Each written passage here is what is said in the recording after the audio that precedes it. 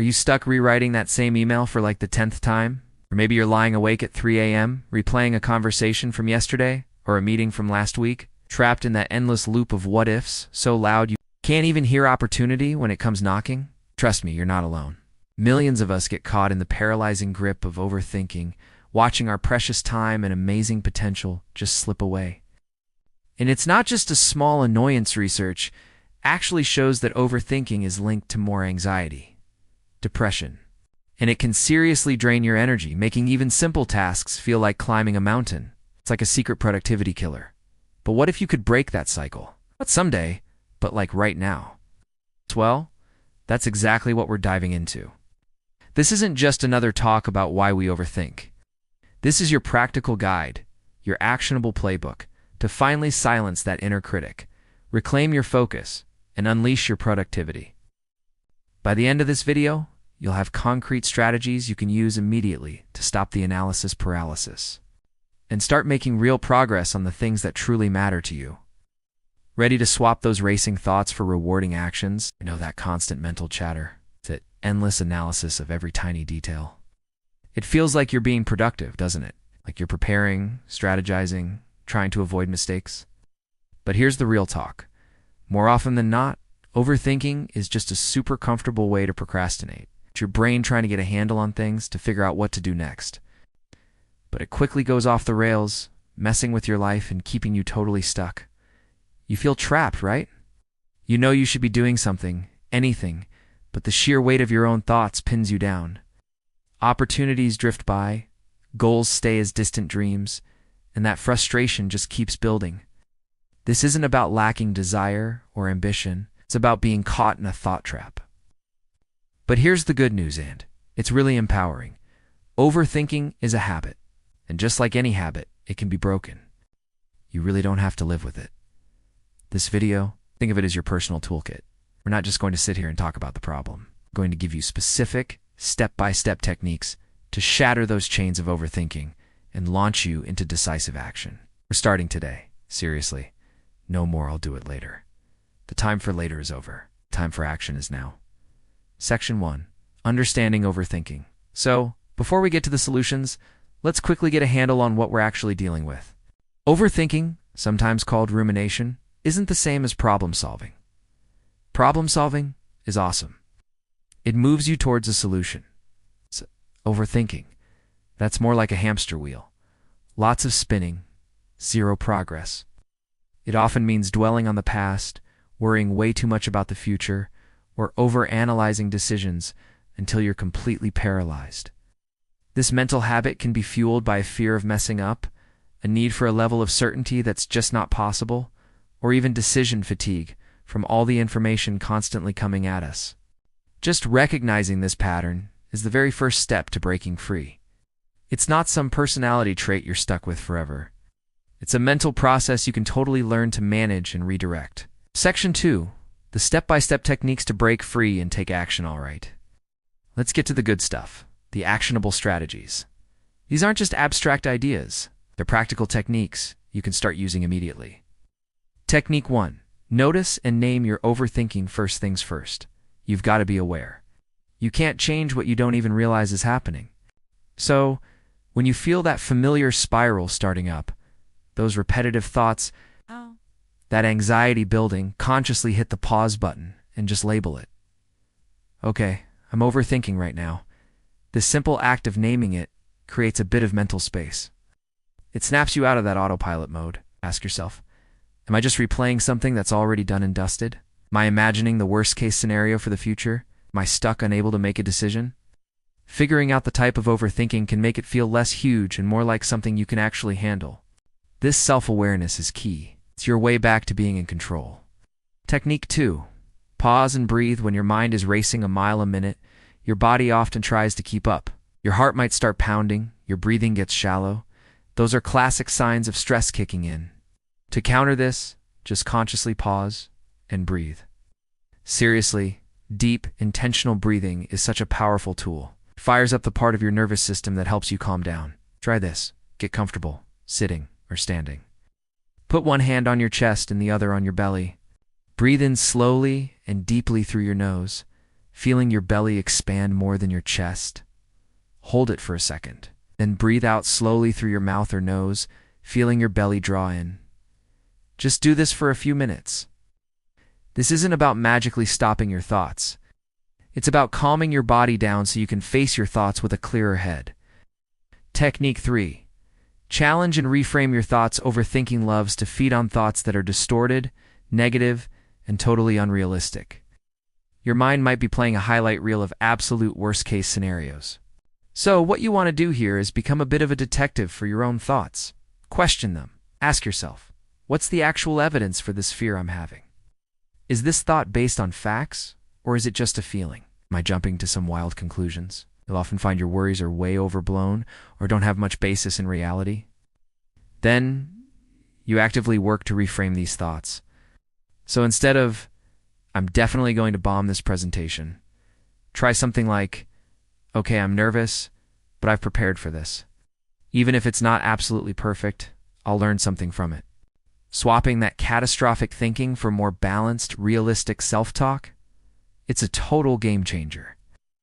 It's about shifting from a mindset of fear to one that's open to possibilities and growth. Technique 4. Set boundaries with your thinking. The worry period. You know how if someone tells you don't think about a pink elephant, that's the first thing that pops into your head? Trying to just suppress thoughts usually backfires. So instead, let's manage them. Schedule a dedicated worry period. Yeah, it might sound a bit weird, but it's incredibly effective. Set aside a specific limited time each day, say 15 to 30 minutes, where you give yourself permission to consciously think about your worries. If a worry pops up outside of that scheduled time, acknowledge it, maybe jot it down if you need to. Tell yourself, I'll deal with this during my worry period. This technique helps to box in your overthinking, stopping it from spilling over and taking over your entire day. It gives you a sense of control because you know you have a specific time to address those concerns instead of them ambushing you whenever they feel like it. Technique 5. Engage in grounding and mindfulness techniques. Overthinking loves to pull you into the past or drag you into some imagined, often pretty negative future. Grounding techniques are like an anchor. They yank you right back to the present moment. A really popular one is the 5-4-3-2-1 technique. Name 5 things you can see around you, then 4 things you can physically touch, 3 things you can hear, 2 things you can smell, and finally 1 thing you can taste. Engaging your senses like this pulls you into the here and now, interrupting that flood of thoughts. Mindfulness, in a bigger sense, is about just noticing your thoughts without judging them. Imagine your thoughts are like clouds drifting by in the sky, or leaves floating down a stream. You see them, but you don't have to grab onto them or get swept away. Practicing mindfulness regularly can really help you build this skill of just observing, which takes a lot of power away from overthinking. Technique 6. Take imperfect action. The paralysis breaker. Okay, this one is huge. This might just be the most important step for breaking free and actually starting to do things. Overthinking often tries to convince you that you need more information, more planning, or for everything to be perfect before you can act. That's a trap. Clarity rarely comes from more thinking. Clarity comes from action. So, choose one small concrete step you can take right now, even if it feels imperfect or tiny. If you're overthinking a big project, what's the absolute smallest first action? Sending one email? Making a quick list? Researching one specific, tiny thing? Action, no matter how small, breaks that feeling of being stuck, shatters the paralysis, and starts building momentum. Remember this mantra: imperfect action is always better than perfect inaction. You can always adjust and tweak things as you go, but you can't steer a parked car. Get moving. Technique 7. Distract yourself with meaningful activities sometimes. Honestly, the best way to stop overthinking is to just shift your focus entirely. But, and this is important, not just any distraction will do. Passive distractions, like mindlessly scrolling through social media, might give you a temporary break, but they often leave you feeling even worse. What you really want is to engage in meaningful or absorbing activities. This could be exercise, which is fantastic for relieving stress and boosting your mood. It could be a creative hobby like painting, playing an instrument, or writing. Maybe it's volunteering, spending quality time with people you care about, or working on a task that really uses your skills and holds your attention. When your mind is busy with something purposeful and enjoyable, it simply has less room and less desire to get stuck on unproductive thoughts. This is all about actively redirecting your mental energy. Technique 8. Write down your thoughts. Getting your thoughts out of your head and down onto paper can be unbelievably therapeutic and can bring so much clarity. When worries and all those scenarios are just swirling around in your mind, they can feel absolutely massive and all tangled up. Journaling helps to get them out in the open. Write down what's on your mind, what you're afraid of, the worst-case scenarios you're picturing, and hey, even potential solutions if they pop up. This process does a few cool things. It can slow down those racing thoughts. It helps you look at your thoughts a bit more objectively. And it can dial down their emotional punch. Often, when you actually see your worries written down, they don't seem nearly as scary as they did when they were just echoes inside your head. Technique 9. Limit information intake and decision fatigue. Let's be real. We're constantly bombarded with information and choices these days. This can totally fuel overthinking and lead to what's called decision fatigue, that feeling of being mentally wiped out from making too many decisions. Whether they're big or small. To fight this, consciously try to limit how much information you take in when you're facing a decision. Give yourself a research deadline.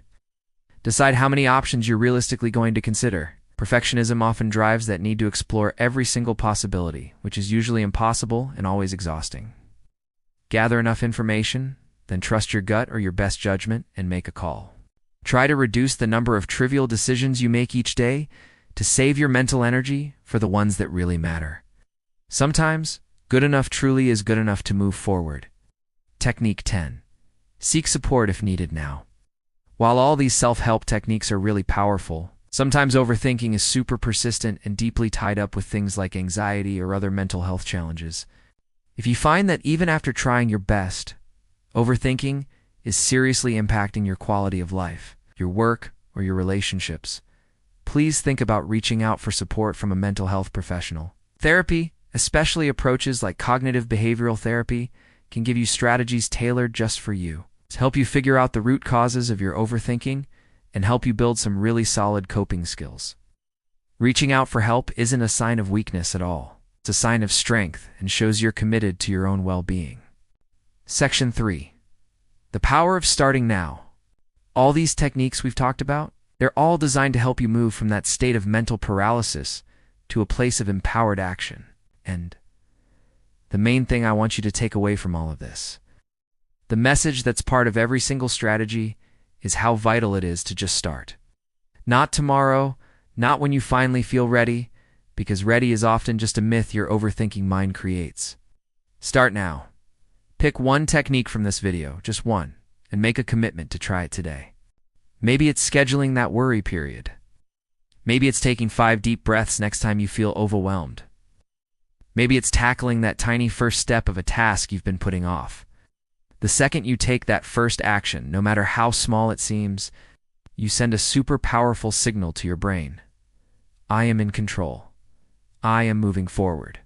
Each small action starts to chip away at that giant monument of overthinking, and in its place, you start building a foundation of accomplishment and confidence. Remember, progress, not perfection, is the goal. So let's quickly go over what we talked about, that journey from overthinking to action. We've seen how overthinking can keep us trapped and waste our precious time. But more importantly, we've armed ourselves with 10 powerful techniques. Noticing and naming your overthinking. Pausing and breathing to calm your system. Challenging and reframing those negative thoughts. Setting boundaries with a worry period. Grounding yourself in the present moment. Taking that all-important imperfect action. Distracting yourself with meaningful activities. Writing down your thoughts to gain clarity. Limiting information and decision fatigue.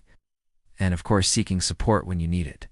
These aren't just ideas. They're your actual weapons against that tyranny of what if and I could. You've made it all the way through this video, which means you've already taken a positive step towards making a change. Awesome. Now, let's make it super concrete. What is one technique you're going to try out, starting today? Let us know down in the comments below. We genuinely want to hear what action you're going to take. And hey, if you found this video valuable, if it resonated with you, please give it a thumbs up.